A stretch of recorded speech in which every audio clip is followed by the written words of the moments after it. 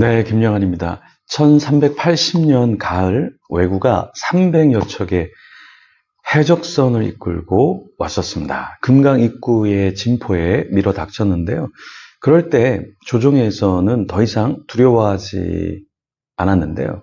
왜 그랬냐면 최무선이라는 사람이 화약을 만들어서 노략질을 일삼는 해적들을 무찌를 수 있었기 때문이었죠. 실제로 최무선이 이끌고 간 배는 100여 척밖에 안 되는데요.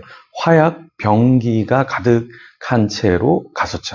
그래서 직접 가서 화약 병기에 불을 붙여서 왜구의 해적선을 향해서 쏘았습니다. 해적선에 불이 붙었고 왜구는 배를 움직여 달아날 수도 없었죠. 결국에 해적선은 모두 다 불에 타 버렸습니다. 그러니까 승리를 할 수 있었죠. 오늘 본문에 보면 야곱과 라반이 서로 이제 실갱이를 벌이는데요. 그때 이 야곱이 가만히 있는 게 아니라 이제 반격의 미사일을 마구 쏘았습니다. 사실 우리가 우울, 화병, 공황 이것을 심리학을 오랫동안 상담을 오랫동안 하신 분이 이런 얘기를 하더라고요. 그거는 착한 사람이 걸리는 병이다. 너무 안에 쌓아두다가 우울하게 되고 화병에 걸린다. 공황에 빠진다라고 했는데요. 오늘 본문을 보면서 우리는 관계를 할 때 어떻게 해야 되는가 그 지혜를 좀 배우면 좋겠습니다. 창세기 31장 36절에서 42절 말씀인데요. 먼저 36절에서 40절까지 한번 같이 읽어보겠습니다. 야곱이 노하여 라반을 책망할세. 야곱이 라반에게 대답하여 이르되 내 허물이 무엇이니까? 무슨 죄가 있기에 외삼촌께서 내 뒤를 급히 추격하나이까? 외삼촌께서 내 물건을 다 뒤져보셨으니 외삼촌의 집안 물건 중에서 무엇을 찾아내었나이까? 여기 내 형제와 외삼촌의 형제 앞에 그것을 두고 우리 둘 사이에 판단하게 하소서. 내가 이 20년을 외삼촌과 함께 하였거니와 외삼촌의 암양들이나 암염소들이 낙태하지 아니하였고 또 외삼촌의 양떼의 순양을 내가 먹지 아니하였으며 물려 찢긴 것은 내가 외삼촌에게로 가져가지 아니하고 낮에 도둑을 맞았든지 밤에 도둑을 맞았든지 외삼촌이 그것을 내 손에서 찾았으므로 내가 스스로 그것을 보충하였으며 내가 이와 같이 낮에는 더위와 밤에는 추위를 무릅쓰고 눈 붙일 겨를도 없이 지낸나이다. 야곱이 노했습니다. 화를 냈어요. 그러니까 우리가 화를 낸다 그러면 다 잘못됐다고 생각하는데 그러면 우리 시편은 다 잘못된 거예요. 왜냐하면 다윗이 시편을 지을 때 거기다 대적을 가만두면 안 됩니다. 하나님 무찔러 주세요. 그렇죠? 이렇게 막 쏘아붙이면서 기도하거든요. 우리가 생각할 때 기도는 그냥 가만히 그냥 인내하고 아무 소리도 안 하고 가만히 있는 게 우리는 기도라고 생각하지만 이 시편의 기도는 굉장히 직설적이에요. 하나님 원수를 내가 가만두지 않겠습니다. 그걸 하나님께 토설하는 거죠. 야곱이 라반을 향해서 왜 나를 추격하느냐? 당신 내가 어떻게 당신의 가축들을 섬기고 보호하고 또 손해가 나는 건 내가 어떻게 메꿨는지 당신 알기나 하냐? 이렇게 이야기했습니다.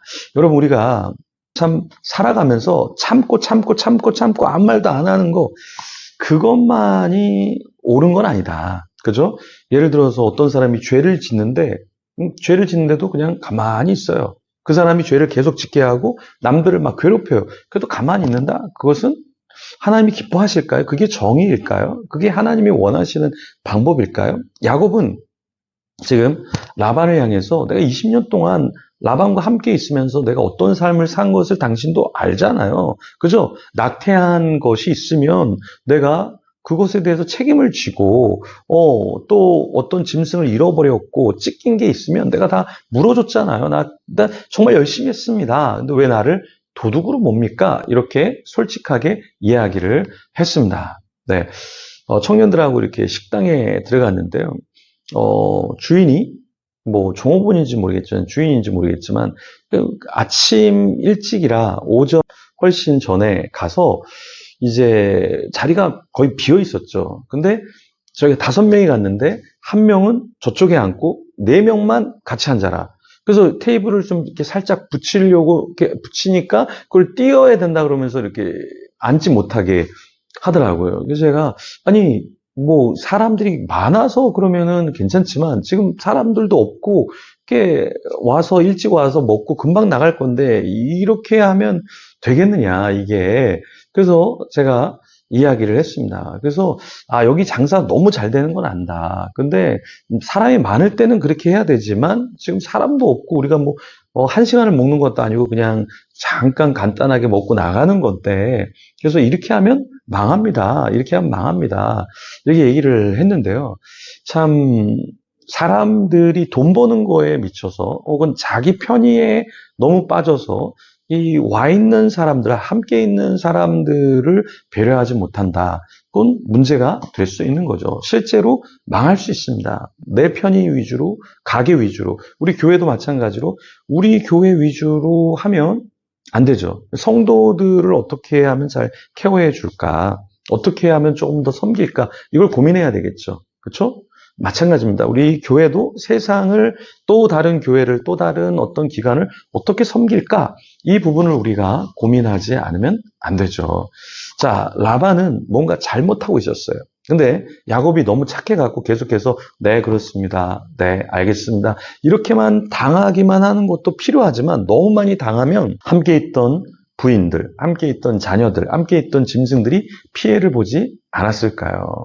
그죠? 초반에 그 채무선이라는 사람이 화약을 만들어서 그 약탈에 가는 그 일본의 해적들을 소탕했던 것처럼 우리가 하나님이 우리에게 주신 어떠한 권리, 어떠한 책임, 그것을 우리가 하지 않는 것도 문제가 될 수 있다. 그래서 야곱이 20년 동안 라반을 위해서 섬겼던 것을 이야기했고 또 축복도 누리게 됐다. 그래서 아내도 얻고 자녀들도 얻었고 가축들을 얻었죠. 그렇지만 야곱은 무엇을 알았냐면 하나님이 아니었다면 어떤 일도 벌어지지 않았다라는 것을 알았어요. 그래서 오늘 본문의 42절에 보면 어떤 말을 하냐면 우리 아버지 하나님, 아브라함의 하나님 곧 이삭이 경외하는 이가 나와 함께 계시지 아니하였더라면 외삼촌께서 이제 나를 빈손으로 돌려보내셨으리다마는 이렇게 이야기한단 말이에요. 그 말은 뭐냐면 하나님의 개입이 없었다면 정말 난 당하기만 했을 것이다. 그래서 우리가 왜 기도를 합니까? 왜 하나님께 간구를 합니까? 내 힘으로는 때로 안 될 수가 있어요. 내 힘으로는 힘에 붙일 수가 있어요. 근데 하나님이 역사해 주셔서 두려움이 저 사람에게 엄습하던가 아니면 어떤 문제가 하나님의 간섭으로 인해서 풀어질 때가 있죠. 그래서 우리도 노력을 해야 되지만 또 하나님의 역사하심을 간구를 해야 하겠죠. 그래서 실제로 어제 말씀도 그렇고 그제 말씀도 그렇고 하나님이 이 야곱의 인생에 계속해서 개입해 주시잖아요. 그럴 때 하나님이 나타나 주셔서 꿈에 나타나서 야 말하지 마. 이렇게 말씀하셨던 것처럼 우리가 기도할 때 하나님의 역사가 우리 가운데 펼쳐질 때 우리도 노력하지만 우리도 어떤 정의와 어떤 사회를 바로잡지만 하나님의 역사하심을 통해서 잡을 때 내가 더 큰 목소리를 내지 않고 내가 더 무언가 이렇게 사람들을 좌지우지하지 않아도 하나님의 역사가 개입할 때 더 스무스하게 더 잘 해결될 수 있겠죠. 그래서 여러분들 착한 사람들 감정 표현 못하고 자기의 생각을 표출하지 못하는 것도 잘못된 것이다. 네, 무언가 내가 불쾌했다면 이 부분은 제가 불쾌합니다. 이 부분은 잘못된 겁니다. 그걸 교정하는 게, 그걸 고치는 게 잘못된 것은 아니죠. 서로가 부족하기 때문에 이 부분은 개선할 수 있도록 이야기하는 것. 야곱이 오늘 라반에게 그 부분을 굉장히 잘했습니다. 자기가 잘못했습니다 하고 우울증이나 공황이나 어떤 문제에 빠졌던 것이 아니라 저도 부족할 수 있지만 당신도 부족할 수 있습니다 라는 것을 이야기해 줄 수 있는 것. 그래서 서로가 성숙해가는 모습을 갖는 것. 그것이 나쁜 것은 아니다. 그래서 오늘 기도하면서 우리가 그런 과정을 조금 더 스무스하게 잘할 수 있도록 하면 좋겠고요. 또 하나님이 개입하셔서 우리 인생의 일, 또 관계도 잘 조율될 수 있도록 하나님의 역사를 간구해 나가면 좋겠습니다. 우리 이 시간에 같이 기도하며 하나님의 역사를 간구하며 또 우리도 잘 노력할 수 있도록 기도하면서 하나님 앞에 나아가겠습니다.